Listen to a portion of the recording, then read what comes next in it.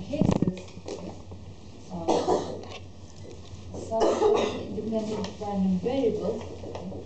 Some two important cases are, one is if you have the sum of independent Poisson random variables is also Poisson. And explicitly, I mean, if xi is distributed as Poisson with parameter lambda I, and this is, then the sum of them will be distributed as Poisson. So the sum of, if they're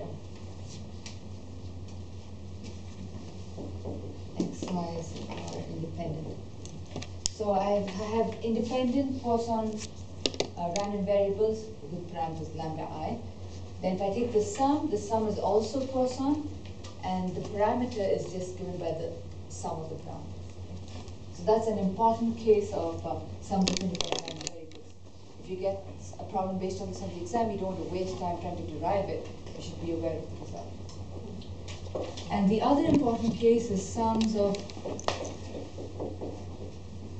independent normal random variables is normal. That's the other important distribution. So if xi's are normal with parameters mu and sigma I square, and your xi's are independent,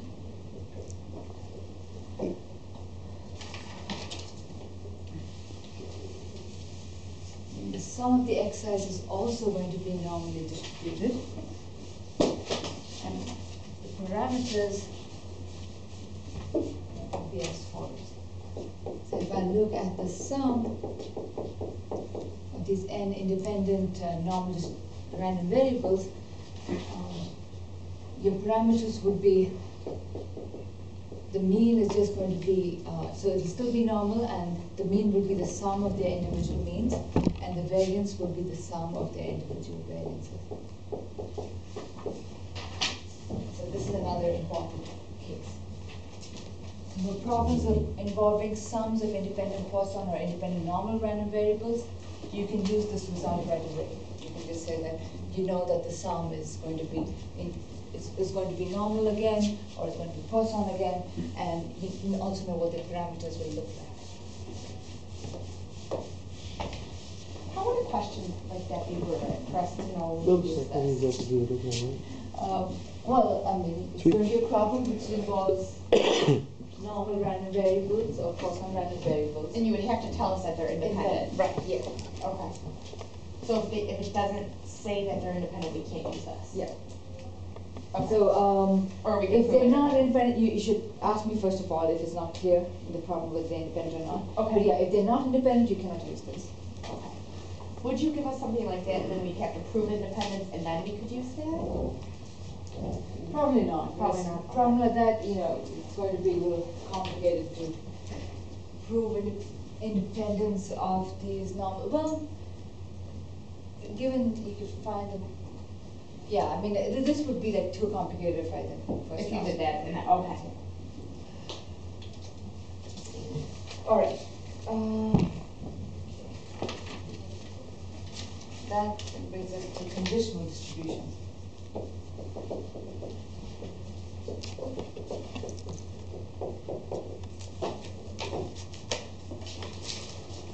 So discrete case is easy to see what conditional distribution means. If I say x conditional y, it's just basically saying this problem is that x equals x and y equals y. And this brings me to this other little comment I want to make. So conditional probabilities was in chapter 3, but you have had some problems involving conditional probabilities in chapters 6, 7, and 8. So I want you to remember what conditional probability means. Probability of A given B is probability of A and B, probability of B. And I think the practice problems has is something like that. So problem 1C involves conditional probabilities. So this is problem 1C in the practice problems. You would have to use that, because 1C asks you a question about conditional probability. 1C is not asking about conditional distribution. Conditional distribution is conditioning on y being fixed at one value. It's not the probability of an event conditioned on another event bigger than this. So this is also an event that y equals value of y, but so I mean you can tell the difference between 1C and conditional distribution. Conditional distribution is saying that if I know my value of y is a fixed value, what's the distribution of x? And so for conditional probabilities, this is your formula. You can calculate your conditional probabilities. If you know your y takes a value of y, what's the probability distribution of x, knowing that. So that's the formula. That's discrete, the continuous case, x given y. So the probability, it's not exactly a probability, but the probability density function of x given y takes the value little y is this, and is given by the formula is the joint density that x takes the value x and y takes the value y divided by the density that y takes the value y. And using the density or the probability mass function, the conditional probability density mass function. So if I ask you a question about the distribution of x, say probability x is greater than 8, condition on y equals a specific value y, then you would use your conditional density and integrate over the region x greater than 8. And this would be, I would integrate the conditional density over that region. So I have a new density function for x. It's a density function conditioned on y equals y. So the difference between problem 1C on your practice problems and this is that in this, the question was something like y less than 1/2 given the expression.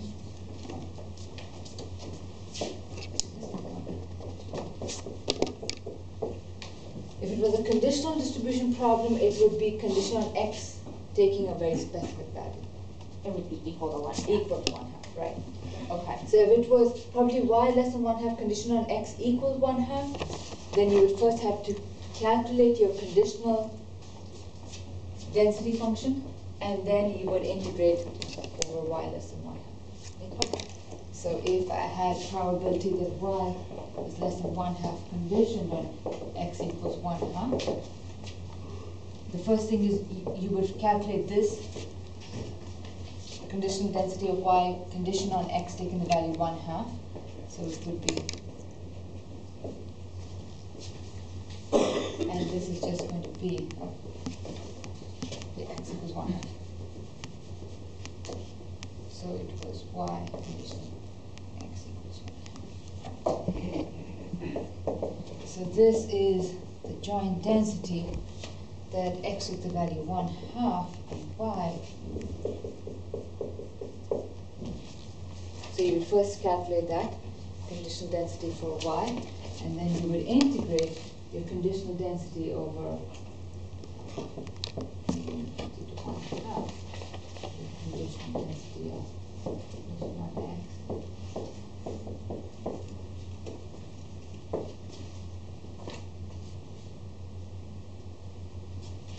But in problem 1C, what you would use is probability y less than 1/2 and x greater than 1/2. You're basically going to use that formula.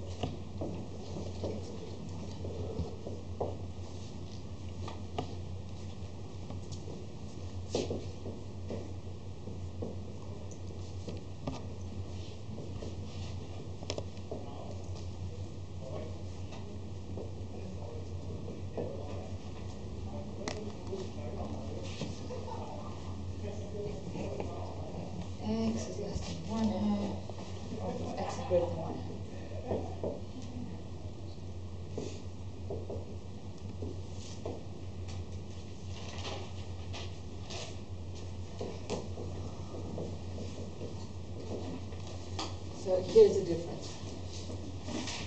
That's a conditional probability problem, and this is conditional distribution problem.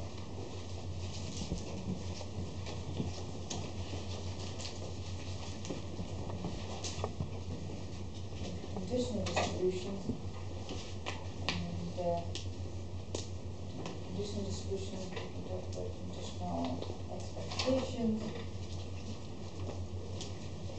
So if you have a question about conditional expectations, you first have to calculate the conditional distribution. And from a conditional distribution formula is this. Depending on whether it's a discrete or continuous case.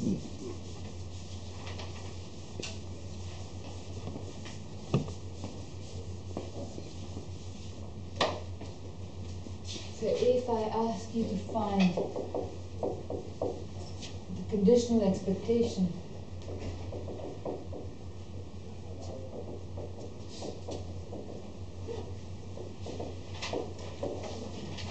the conditional expectation of x given y equals little y,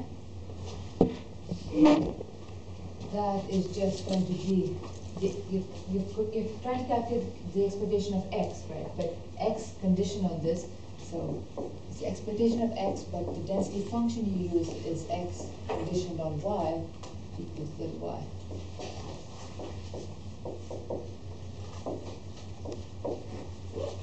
That's your formula for conditional expectation. Because for the continuous case, for the discrete,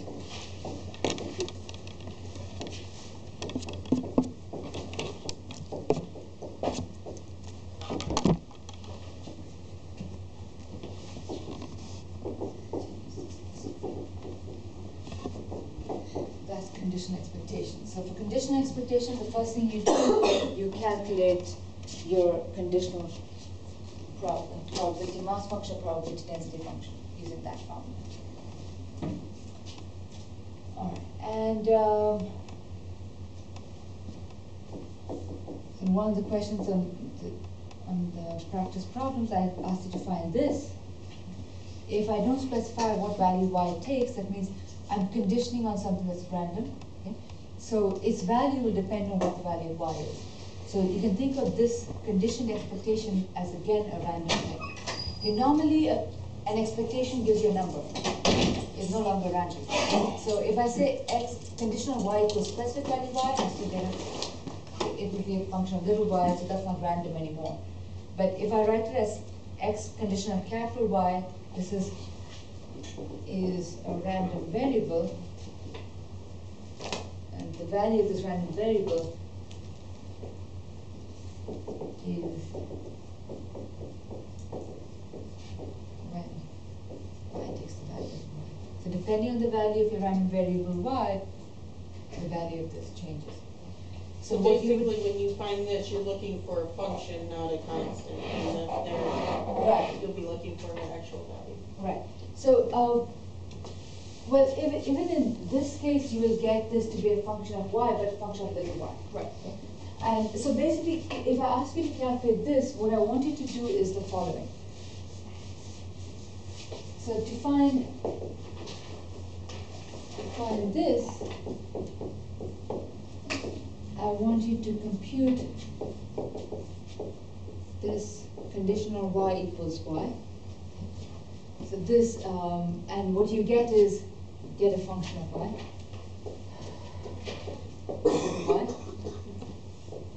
And all you need to do is replace y with capital Y in the formula, in the resulting formula. So when you do this computation, expected value of x conditional y equals little y, you get a formula in little y, replace this little y with capital Y. That's all it's all about.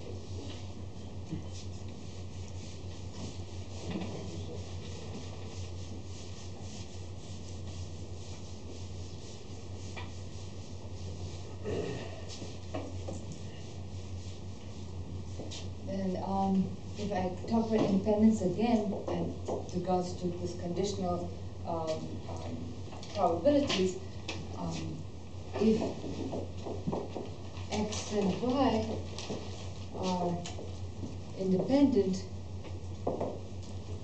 then your conditional probabilities are the same as unconditional probabilities. So knowing that y is little y does not affect the distribution of x.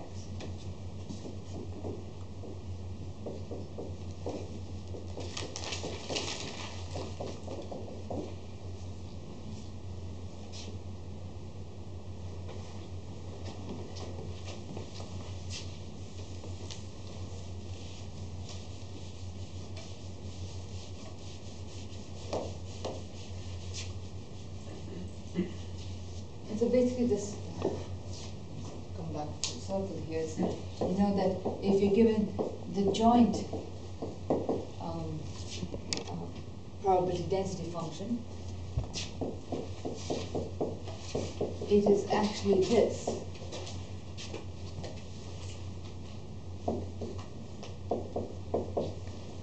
I'm just sort of rewriting the formula of the conditional probability density function.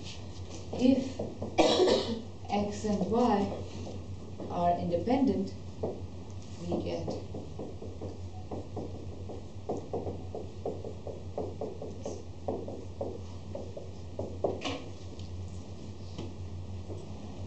because when x and y are independent, this is just fx of x. Similarly with probability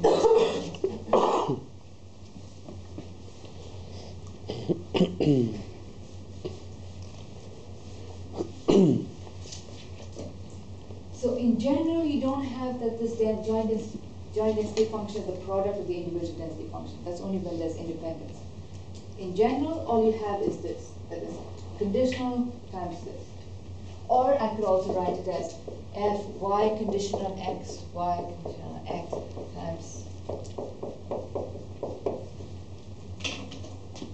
write it anything, depending on what you want to condition on first. All right. Will those values, I mean, would that actually be the same? This product will be equal to this product. Oh, okay. Yeah, I mean, that is a complete.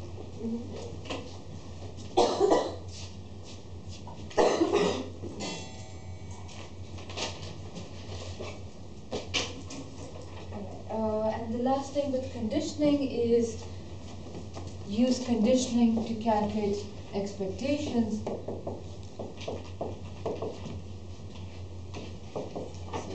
it's like saying this. But in the discrete case, is just, you can think of this conditional expectation as a random variable, so that when it takes different values y times the probability it takes that value. Or this is for the discrete case. In the continuous case, conditional y equals y.